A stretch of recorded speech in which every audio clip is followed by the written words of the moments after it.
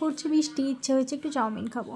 আর যেহেতু দিদা এসেছে ভাবলাম সবার জন্য একটু চাউমিন করা যায়। দিদা যেহেতু নিরামিষ চাউমিন খাবে, যার জন্য দিদার জন্য একটুখানি আলু কেটে নিয়েছি, এই যে দেখতেই পাচ্ছ। তোজো আবার খুব একটা আলু দিয়ে খেতে চায় না, তো এই আবার মহা বিপদে পড়েছি। ওকে আজকে একটু জোর করে আলু দিয়ে খাওয়াবো। আর এদিকে চাউমিনটা সেদ্ধ করে নিয়েছি, চাউমিনটাকে ছেঁকে নিই।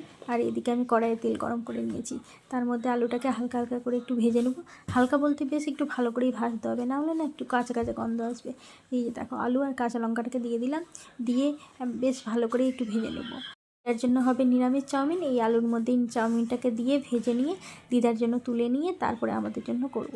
তো আজকে চাউমিনটা একটু বেশি সেদ্ধ হয়ে গেছিলো। আর দেখো, রান্না করতে করতে বারে বারে কিন্তু কারেন্ট চলে যাচ্ছে, মানে যেহেতু বাইরে পড়ছে বৃষ্টি, তার জন্য কারেন্টটা যাচ্ছে আর আসছে।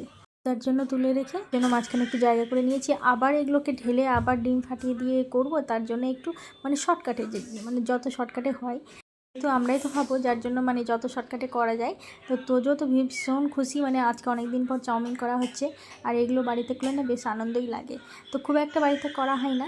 আর তোজোর পাপা যেহেতু নাই, ওর জন্য করলাম না, তো আমাদের জন্য নিয়ে নিয়েছি। এই যে দেখো, তোজোর আর আমার। আর যেহেতু দিদাকে আগেই দিয়ে দিয়েছি, তো দিদাটা নিরামিষ বললামই তোমাদেরকে। আর খেতে কিন্তু বেশ দারুণই হয়েছিল।